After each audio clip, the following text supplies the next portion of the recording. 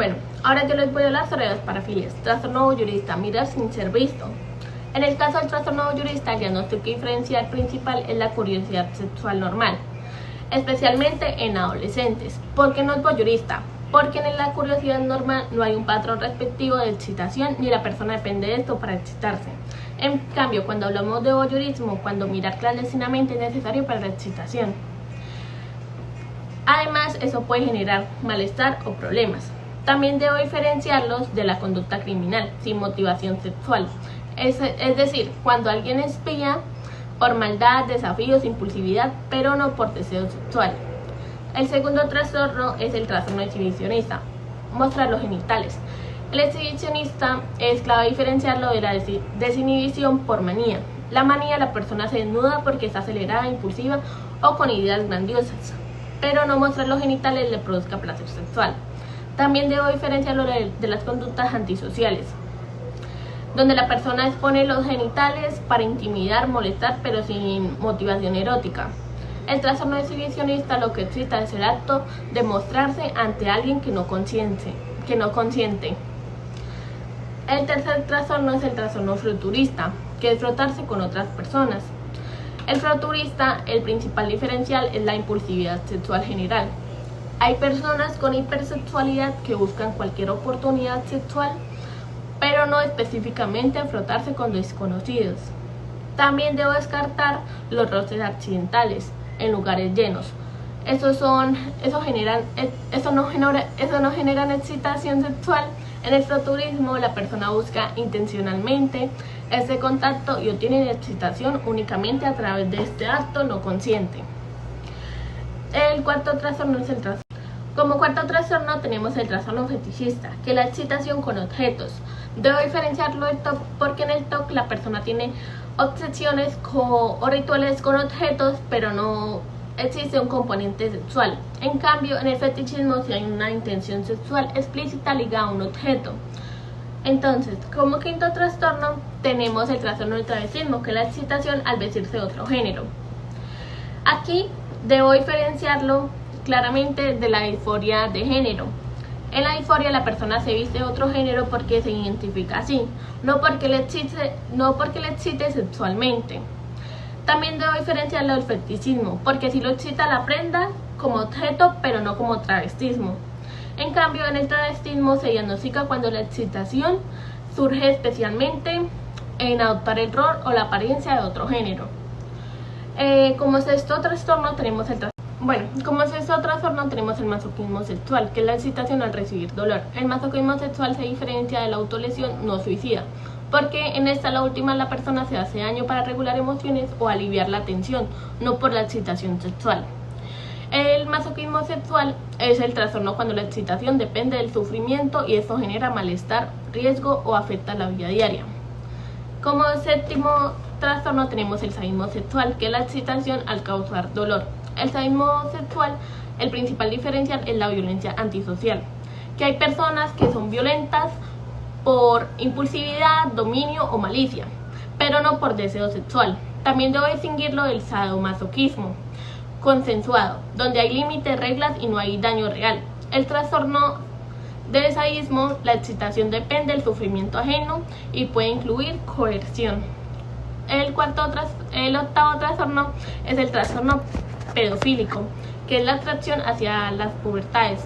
En el trastorno pedofílico debo diferenciarlo de la atracción hacia adolescentes. También hay que diferenciarlo del abuso sexual por impulsividad. Hay agresores que cometen el acto sin tener preferencia sexual con niños. En ese caso, no hablemos de pedofilia, sino de conducta criminal. La pedofilia se diagnostica cuando existe una preferencia sexual persistente y repetitiva hacia niños menores de 13 años. Les voy a hablar sobre los trastornos de sistemas somáticos. Primero que todo tenemos el sistema somático. El primer diagnóstico diferencial es la enfermedad médica real. Siempre debo descartar primero una enfermedad médica genuina, porque en el trastorno de sistema somático los síntomas pueden ser reales, pero la preocupación puede ser desproporcionada. Después, el segundo diagnóstico diferencial es el trastorno de ansiedad por enfermedad. En ansiedad por enfermedad, la preocupación es por tener una enfermedad, pero no hay síntomas significativos. En cambio, en el trastorno de síntomas somáticos, los síntomas sí son significativos. El tercer diagnóstico diferencial es el trastorno facticio o simulación. En el trastorno de sistema somático, los síntomas no son intencionales. En el facticio se inventan o exageran a propósito. Después tenemos el trastorno de ansiedad por enfermedad. El principal diagnóstico diferencial es el trastorno de síntomas somáticos. En ansiedad por enfermedad casi no hay síntomas físicos, el problema es el miedo de estar enfermo. En cambio, en los síntomas somáticos sí hay síntomas presentes. El segundo diagnóstico diferencial es el trastorno obsesivo compulsivo, el TOC. A veces el miedo a la enfermedad parece una obsesión, pero en el TOC las ideas son intrusivas y no están centradas solo en el cuerpo. El tercer diagnóstico diferencial es el trastorno de ansiedad generalizada. La preocupación en ansiedad generalizada es múltiple y no únicamente sobre enfermedades. El tercer trastorno es el de conversión, que es sistemas neurológicos funcionales. El primer diagnóstico diferencial es las enfermedades neurológicas. Siempre debo descartar epilepsia, accidentes cerebrovasculares o enfermedades neuromusculares, porque conversión imita síntomas reales. El segundo diagnóstico diferencial es el trastorno facticio o simulación. En conversión no hay intención de producir el síntoma, en facticio sí hay una intención. Después tenemos el tercer diagnóstico diferencial, que es el trastorno disociativo, que a veces la conversión se parece a un trance, amnesia, o pérdida sensorial por causas emocionales, así que debo diferenciarlo de lo disociativo. El cuarto es el trastorno facticio. El primer diagnóstico diferencial es la simulación. En el facticio la motivación es asimilar el rol de enfermo y la simulación es obtener beneficios externos. El segundo diagnóstico diferencial es el trastorno somático. En los somáticos la persona no produce los síntomas realmente, cree que está enferma. El tercer diferencial es la enfermedades reales. A veces el facticio se mezcla con enfermedades verdaderas, por lo que hace distinguir lo inducido de lo real. El trastorno negativista desafiante se caracteriza por patrones de enojo, irritabilidad, discusiones, desafío y actitud retadora hacia las figuras de convivencia. Se diferencia del trastorno de conducta porque no hay una violación grave de normas ni crueldad de comportamiento agresivo planificado. Y el trastorno explosivo intermitente, en ese trastorno muestran patrones de desafío pero no de explosiones rápidas e impredecibles. Y de reverdía normal, ese trastorno de conducta negativista desafiante es mucho más frecuente y causa un deterioro cognitivo significativo. Se diferencia del trastorno de conducta ya que la agresión es impulsiva y no es planificada ni motivada para ganar algo. Y la conducta agresiva ocurre en estallidos aislados, mientras que en el trastorno de conducta son constantes. Y se diferencia de los trastornos bipolares porque en estos estallidos de conducta no hay alteraciones del estado de ánimo, sino son impulsiones breves. Existe un motivo antisocial por encender el fuego, ni se utiliza para intimidar ni destruir con intención. Y estos se diferencian del incendio por beneficio o venganza porque hay una motivación externa. En la piromanía no, y no se puede atribuir a consumo de sustancias u otros episodios maníacos porque no son actos impulsados por la intoxicación o por la euforia. Del hurto común porque no hay una planificación ni utilidad y el robo no busca un beneficio. En el trastorno de conducta el robo no es agresivo ni parte de un patrón antisocial, es un impulso interno. Y en las adicciones no hay una búsqueda de una recompensa externa, sino el robo se hace para una reducción de la ansiedad. El trastorno de conducta implica violaciones graves, no solo desafíos o irritabilidad como se marca en el trastorno negativista desafiante. Mientras que en el trastorno de conducta, estas vienen siendo premeditadas, no explosiones impulsivas como si lo viene siendo el explosivo intermitente, y con el personalidad antisocial en adultos requiere por lo menos un trastorno de la conducta diagnosticado antes de los 15 años de edad. El trastorno de apego reactivo se diferencia del autismo, ya que en el trastorno de apego reactivo los síntomas se explican por negligencia y pueden llegar a mejorar con un cuidador estable. Con la depresión infantil no es un trastorno del estado de ánimo, sino el problema es la relación emocional del niño con los cuidadores. Y el trastorno de estrés postraumático no aparece en flashbacks ni hipervigilancia. El patrón es social y vincular, que es el que causa un malestar significativo en el niño. Es el TDAH porque el problema no es la impulsividad general, sino la desinhibición social. Se diferencia del autismo porque los niños con este trastorno sí buscan interacción social, pero la hacen sin límites. Y se diferencia de la sociabilidad normal, ya que la conducta es persistente, inapropiada y ocurre incluso en situaciones de riesgo. El trastorno de estrés postraumático se diferencia del trastorno de estrés agudo por la duración, ya que el trastorno de estrés agudo dura como máximo un mes y si excede ese mes será trastorno de estrés postraumático. Se diferencia del duelo porque el foco del trastorno de estrés postraumático es el trauma, no la pérdida emocional. Y se diferencia también del trastorno de ansiedad generalizada porque los síntomas van asociados a la reexperimentación del evento traumático y no a otras sensaciones o circunstancias de la vida cotidiana. Para hablar del espectro de la esquizofrenia, vamos a iniciar con el psicótico breve. El diagnóstico diferencial es que las afecciones médicas pueden causar síntomas psicóticos breves cuando hay evidencia de que hay delirios, alucinaciones y son consecuencia directa de una enfermedad específica. Los trastornos psicóticos inducidos por sustancias se diferencian porque es una droga, medicamento, toxina, explica los síntomas, lo cual se confirma con historia clínica y pruebas de laboratorio. No se diagnostica otro trastorno psicótico breve si los síntomas aparecen solo durante episodios depresivos o bipolares, porque en este caso sería bipolaridad. Si los síntomas duran un mes o más, corresponde a otro diagnóstico del espectro psicótico como esquizofreniforme, delirante, bipolar o depresivo con características psicóticas. La simulación y los trastornos facticios pueden imitar un trastorno psicótico breve, pero hay evidencia de producción intencional. En trastornos de la personalidad pueden aparecer episodios psicóticos breves por estrés si duran al menos un día. Puede añadirse en el diagnóstico del trastorno de psicótico. Ahora seguimos con el esquizofreniforme. El diagnóstico diferencial es que muchas afecciones mentales y médicas pueden producir síntomas psicóticos que deben considerarse al diferenciar el trastorno esquizofreniforme.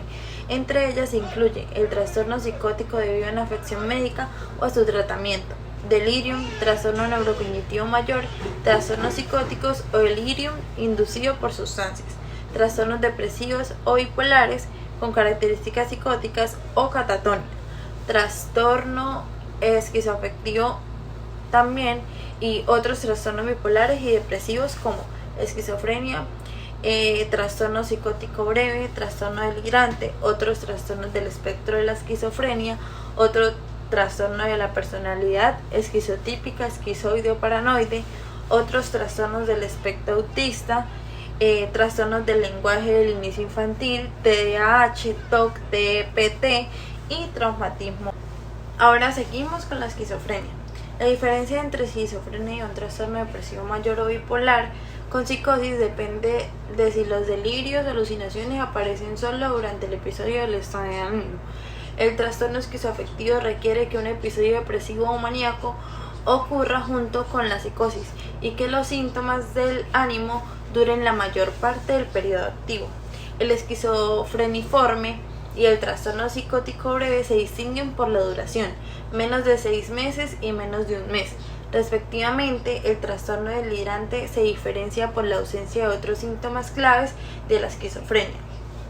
Ahora, la personalidad esquizotípica muestra síntomas subumbrales y rasgos persistentes. En el TOC y el trastorno dismórfico, las ideas pueden ser delirantes, pero predominan más son las obsesiones, compulsiones y preocupaciones corporales que tenga la persona. El TEPT puede parecer psicótico, pero requiere trauma y síntomas de reexperimentación. Los trastornos del espectro autista y de la comunicación presentan déficits sociales y repetitivos que solo se diagnostican la esquizofrenia si hay delirios o alucinaciones prominentes por al menos un mes. Ahora bien, la esquizofrenia se diagnostica cuando la psicosis es persistente y no se explica por una sustancia de trastornos médicos, delirium o deterioro cognitivo. Ahora seguimos con el esquizoafectivo. Muchas afecciones médicas y psiquiátricas pueden provocar síntomas psicóticos y el ánimo, por lo que puede detectarse antes de diagnosticar un trastorno esquizoafectivo. Es necesario diferenciarlo del trastorno psicótico de enfermedad o sustancias delirium, trastornos neurocognitivos, trastornos depresivos y bipolares con psicosis, esquizofrenia, trastorno esquizofreniforme, psicótico breve, delirante y otros trastornos de la personalidad. El trastorno esquizoafectivo se distingue porque presenta delirios y alucinaciones durante 2 semanas sin un episodio del estado de ánimo, mientras que en los trastornos depresivos o bipolares con psicosis, la psicosis ocurre solo durante episodios afectivos. Como la proporción de los síntomas psicóticos y afectivos pueden variar, el diagnóstico puede cambiar con el tiempo, pasando incluso a esquizofrenia si la psicosis persiste sin recaídas del estado de ánimo. Ahora seguimos con catatonia. No se diagnostica un trastorno catatónico debido a una afección médica cuando la catatonia ocurre solo durante un delirium o un síndrome neuroléptico maligno. Si la persona está tomando antipsicóticos, deben considerarse efectos motores inducidos por medicamentos o el síndrome neuroléptico maligno. La catatonia puede aparecer en varios trastornos psicóticos como psicótico breve, esquizofreniforme, esquizofrenia, esquizoafectivo y psicótico inducido por sustancias, en trastornos del neurodesarrollo, en trastornos bipolares, depresivos y en otros trastornos. Ahora seguimos con los trastornos alimenticios. Iniciamos con PICA. La ingestión de sustancias no nutritivas puede aparecer en otros trastornos mentales como en el trastorno del espectro autista, la esquizofrenia y el síndrome de Kleine-Levin. Solo se diagnostica PICA si este comportamiento es grave y persistente. La PICA se diferencia de otros trastornos alimentarios por el consumo de sustancias no alimentarias, aunque la anorexia nerviosa, algunas personas pueden ingerir materiales como pañuelos para controlar el apetito. En ese caso, la anorexia es el diagnóstico principal. En el trastorno facticio, la ingestión de objetos extraños ocurre de forma deliberada para falsificar síntomas. Las autolesiones no suicidas y ciertos trastornos de la personalidad también pueden incluir en la ingestión de objetos peligrosos como parte de patrones conductuales desadaptativos. Ahora seguimos con el trastorno de rumiación. Afecciones gastrointestinales. Es importante diferenciar el trastorno de rumiación de la rumiación de otras afecciones caracterizadas por reflujo gastroesofágico o vómitos. Se debería destacar las afecciones como la gastroparesia, la estenosis pilórica, la hernia de hiato y el síndrome de Sandifer. En los bebés, mediante una adecuada exploración física y pruebas de laboratorio. Anorexia nerviosa y bulimia nerviosa. Las personas con anorexia nerviosa y con bulimia nerviosa también pueden presentar regurgitación y posteriormente escupir los alimentos como sistema para perder las calorías ingeridas, debido a su preocupación por aumentar el peso. Ahora seguimos con el trastorno de evitación, restricción de la ingesta de alimentos.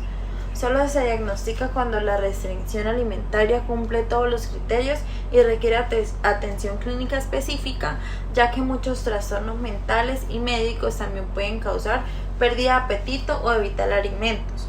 Debe diferenciarse de afecciones médicas gastrointestinales, alergias y cáncer, trastornos congénitos y neurológicos, trastorno de apego reactivo, autismo, fobias y ansiedad, según si la alteración alimentaria es el problema principal. Se distingue de la anorexia nerviosa porque esta incluye miedo a engordar y distorsión en la imagen corporal. También debe diferenciarse del TOC, la depresión y los trastornos psicóticos, donde la evitación de alimentos puede deberse a obsesiones, ánimo deprimido o ideas delirantes. Finalmente, debe distinguirse del trastorno facticio, donde la restricción se produce o exagera de forma intencional. Ahora seguimos con la anorexia nerviosa. Al evaluar pérdida de peso significativa, debe considerarse otras causas antes de diagnosticar anorexia nerviosa, especialmente cuando la presentación es atípica. Afecciones médicas como enfermedades gastrointestinales, hipertiroidismo, cáncer o sida, pueden causar pérdida de peso, pero sin miedo a engordar ni a la alteración de la imagen corporal. Rasgos propios de la anorexia. La pérdida de peso médica puede desencadenar una anorexia oculta, el trastorno depresivo mayor, la esquizofrenia y los trastornos por consumo de sustancias también pueden generar bajo peso, pero usualmente sin miedo intenso a ganar peso ni distorsión corporal. En sustancias que reducen el apetito debe evaluarse una posible anorexia comórbida. Algunos síntomas se solapan con la fobia social, el TOC y el trastorno dismórfico corporal, pero solo se diagnostica parte si los médicos u obsesiones no se limitan a la alimentación o al peso. La bulimia nerviosa incluye atracones, conductas compensatorias y preocupación por el peso, pero a diferencia de la anorexia, se mantiene dentro del peso o por encima del rango normal. Ahora seguimos con la bulimia nerviosa. En la anorexia nerviosa del tipo con atracones purgas, el episodio de atracones ocurre solo dentro del cuadro de anorexia, por lo que no se diagnostica bulimia nerviosa simultáneamente si la persona recupera peso y ya no cumple criterios de anorexia. Solo se diagnostica bulimia cuando se cumplen todos sus criterios durante 3 meses. El trastorno de atracones se considera cuando hay atracones sin conductas compensatorias. En el síndrome de Kleine-Levin pueden haber alteraciones alimentarias, pero sin la preocupación por el peso típica de la bulimia. En el trastorno depresivo mayor, con características atípicas, puede haber sobrealimentación, pero sin conductas compensatorias ni preocupación extrema por el peso. Si cumple criterios de bulimia, se diagnostican ambos. En el trastorno de la personalidad límite, los atracones pueden aparecer como parte de la impulsividad. Si cumple los criterios de bulimia, se pueden hacer ambos diagnósticos. Ahora seguimos con el trastorno de atracones. El trastorno de atracones comparte con la bulimia los episodios recurrentes de atracones, pero se diferencia porque hay conductas compensatorias como purgas o ejercicio excesivo, ni una restricción intensa de la dieta entre episodios. Además, responde mejor el tratamiento de la bulimia. Aunque suele asociarse a la obesidad, el trastorno de atracones se distingue de ella por una mayor preocupación por el peso, mayor comorbilidad psiquiátrica y mejores resultados con el tratamiento psicológico, a diferencia de la obsesión común. En los trastornos depresivos y bipolares pueden haber aumento del apetito o atracones. Si se cumplen criterios de ambos trastornos, se diagnostican ambos. En el trastorno de la personalidad límite, los atracones pueden aparecer como parte de la impulsividad y si cumplen criterios también se diagnostican ambos trastornos. Bueno, hoy hablaremos un poco sobre los trastornos relacionados con los traumas y factores de estrés. Algunos de estos trastornos aparecen después de vivir situaciones traumáticas o estresantes. Voy a empezar con el trastorno de estrés agudo. Este se presenta un poco tiempo después de que la persona vive un evento traumático abrumador. Lo que pasa es que la persona tiene una reacción muy intensa, desagradable y que afecta el funcionamiento diario. La diferencia grande es que este trastorno dura menos de un mes y si los síntomas siguen después de ese tiempo, entonces ya hablaríamos de un trastorno de estrés postraumático. Después al trastorno de adaptación. Este se da cuando la persona vive algo estresante, puede ser una ruptura, un cambio muy fuerte o un problema familiar. Y se empieza a tener síntomas emocionales, conductuales, conductivos que están directamente relacionados con la situación. Lo clave de este trastorno es que no suele ser temporal, porque los síntomas disminuyen cuando la persona se adapta o cuando el estresor desaparece. Finalmente estamos con el trastorno de duelo prolongado. Esto ocurre cuando la persona pierde a alguien muy significativo en el proceso de duelo, mas se mantiene de forma intensa y por más tiempo esperado. En adultos hablamos de que dura más de 12 meses y en niños y adolescentes más de 6 meses. Algunos síntomas importantes de este trastorno pueden ser un anhelo intenso por el fallecido, una preocupación constante por esa persona o por cómo murió, dificultad para aceptar la pérdida, emociones intensas como fuerte, tristeza, ira, vacío, evitar recordatorios de esa persona, sentir que la vida ya no tiene sentido o una sensación profunda de la soledad.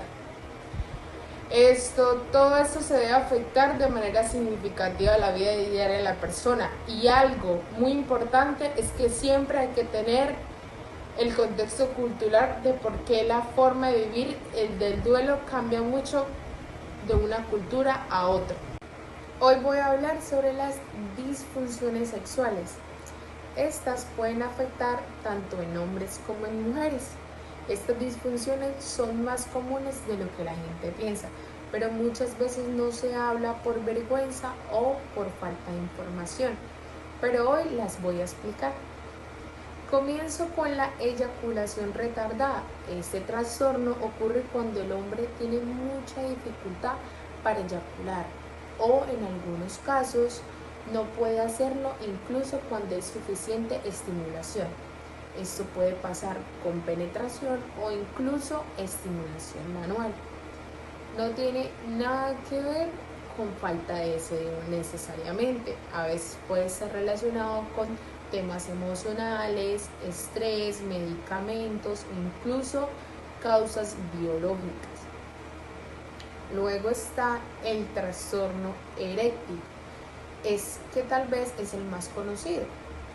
Este sucede cuando el hombre no logra mantener o conseguir una erección lo suficiente firme para tener relaciones sexuales, aunque se vuelve más común con la edad, no significa que sea normal o que haya que resignarse. Muchas veces está relacionado con problemas de salud como diabetes, mala circulación o lesiones nerviosas. También puede ser emocional, por ansiedad o por presión de desempeño. En las mujeres encontramos el trastorno orgásmico femenino.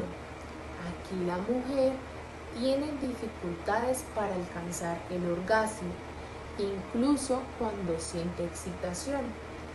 Esto puede generar frustración, tensión en la pareja y una disminución del deseo sexual a lo largo del tiempo. No es falta de interés, muchas veces está asociado a factores emocionales, experiencias pasadas, falta de educación sexual o incluso en creencias sobre la sexualidad. Seguimos con el trastorno de interés o de la excitación sexual femenino. En este caso, la mujer puede sentir una disminución marcada o ausencia del deseo sexual. No hay interés, no hay fantasías, no hay respuesta física de excitación, o simplemente no siente conexión de la actividad sexual. Este trastorno puede estar relacionado con estrés, cambios hormonales, problemas de pareja o situaciones emocionales. Otro trastorno importante es el trastorno de dolor genitopélvico de penetración. Aquí la mujer experimenta dolor durante la penetración y además una contracción involuntaria de los músculos vaginales. Esto hace que el coito sea muy doloroso o incluso imposible. En algunos casos se conoce como vaginismo y es completamente tratable con acompañamiento adecuado. También está el trastorno de deseo sexual hipoactivo que afecta tanto en los hombres como en mujeres. pero en este caso lo explico desde el enfoque femenino, que la persona simplemente no siente deseo sexual, no tiene fantasías, evita el sexo o pierde interés incluso cuando está teniendo la actividad sexual. Eso afecta emocionalmente y también puede generar conflicto en la relación. Y por último, hablamos de la eyaculación precoz. Aquí el hombre eyacula antes de lo que desea y sin poder controlarlo. En estos casos más graves puede ocurrir incluso antes de la penetración o apenas segundos después. Es algo común y tiene tratamiento, pero muchas veces no se habla por vergüenza. Y estos son los principales trastornos sexuales que expliqué en esta parte del video. Muchas gracias.